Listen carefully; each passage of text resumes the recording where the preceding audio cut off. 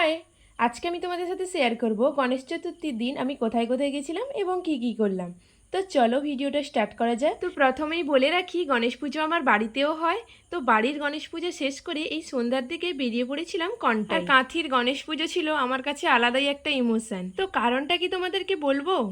হ্যাঁ, বলেই দিই। আমি গ্র্যাজুয়েশন কমপ্লিট করেছিলাম পিকে কলেজ থেকে। আর আমি যেহেতু হোস্টেলে থাকতাম, আর হোস্টেলের সামনেই গণেশ পুজো হতো, আর আমাদেরকে টাইমের থেকে এক্সট্রা 1 ঘন্টা বেশি সেখানে ঘুরতে দিত। আর আজকে যখন সেখানে গিয়ে পৌঁছলাম, তো পুরনো সেই সব দিনগুলো মনে পড়ে যাচ্ছিল। সত্যিই খুব সেরা ছিল সেই দিনগুলো। তো সে যাই হোক না কেন, আমরা পরপর প্যান্ডেল আর ঠাকুরগুলো দেখে দেখে যাচ্ছিলাম। আর যতই রাত হচ্ছিল, ভিড় অসম্ভব রকমের বাড়ছিল। তো কোনো মতে সেখান থেকে ভিড় ঠেলে বেরিয়ে চলে এসেছিলাম, আর পৌঁছে গেলাম আমার অলওয়েজ ফেভারিট ফুচকা ট্রাই করার জন্য। পাশাপাশি সেখানকার অনেক ক্লাবই প্রসাদ বিতরণ হচ্ছিল, বাট আমাদের অনেকটা লেট হয়ে যাওয়ায় আমরা সেখান থেকে প্রসাদ নিতে পারিনি। তো ফাইনালি আজকের দিনটা আমার অসাধারণভাবে কেটেছে। So by.